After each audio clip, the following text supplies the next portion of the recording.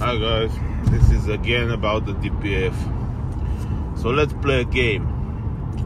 How many out there read their manuals for the cars, for the maintenance of the engine? I mean, come on, raise your hands. Yeah, I thought so. Well, how many out there read about the maintenance of diesel engines? Well, some did, yeah, sure, top marks, but a lot didn't. So what happens?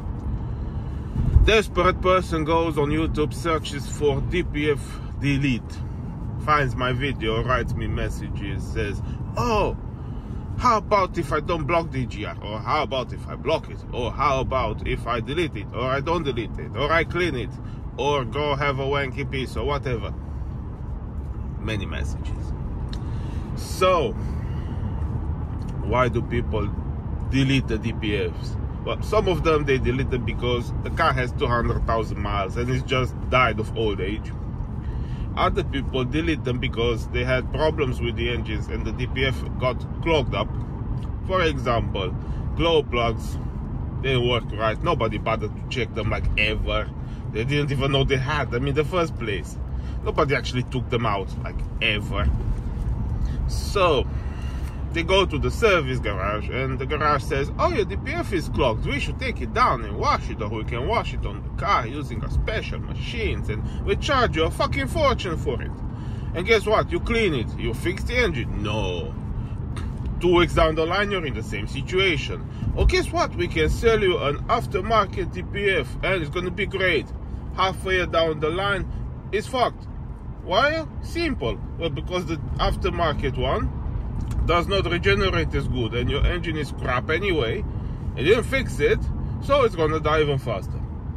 So then you reach this video and now you're thinking, oh, I'm gonna remove it. Why should I remove the EGR too?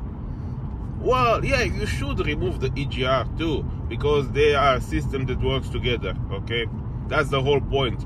It's how the regeneration works. I'm not gonna explain it for the fucking 10th time. You can just go online and read it. You remove the DPF, you cut it in half, you take everything out of it, you weld it back together, or you find a guy who can actually weld. After that, you block the EGR gases going into the manifold. You take off the manifold, you clean the manifold, you clean the valves. You find someone who does walnut blasting, or you clean it with a bloody brush yourself.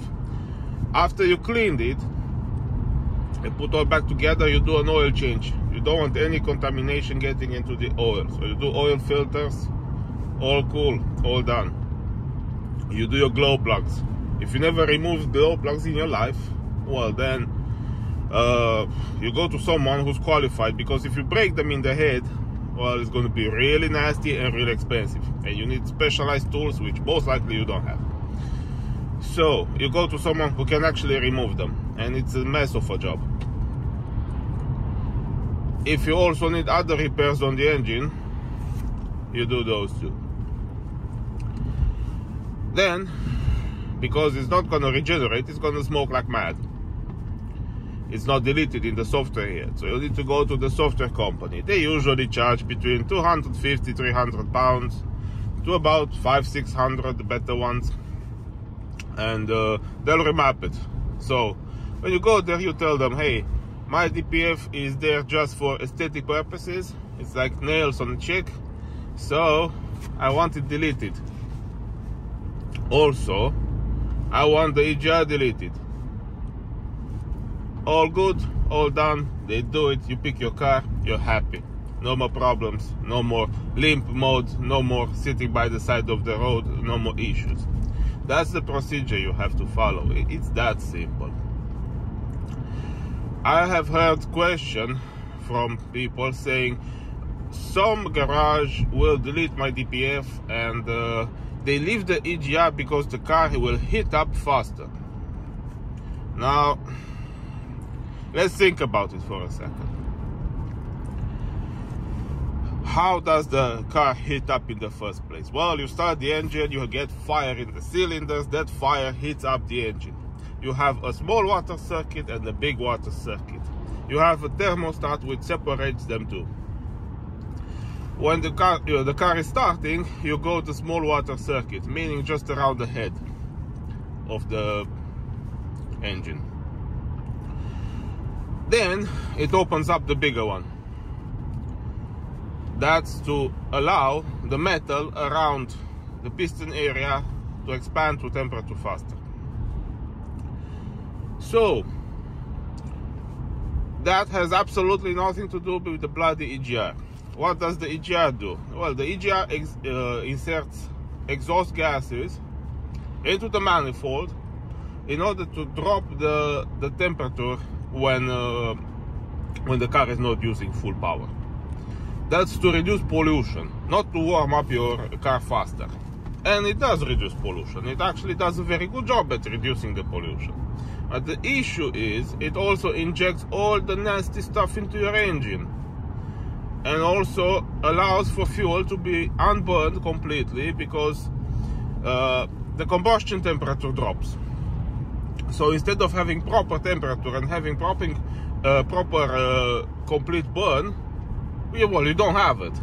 So you have residue that slowly goes into your oil. Not a lot, but well, enough. And if you're dumb enough to do 25,000 mile oil changes, well, you just destroyed an engine in 100,000 miles.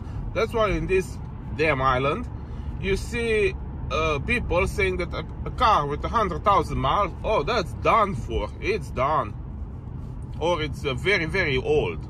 Seriously? Yeah, of course it's old, because people do 4 oil changes. That's why.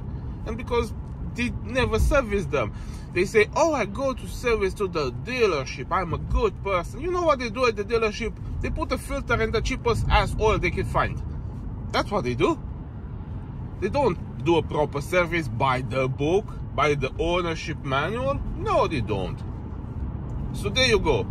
And you say very, very proudly, oh, I have a dealership, full dealership service. Yeah, I've seen full dealership service on my 2 vans. Both of them blew up with dealership service. I've seen that. I had enough of it.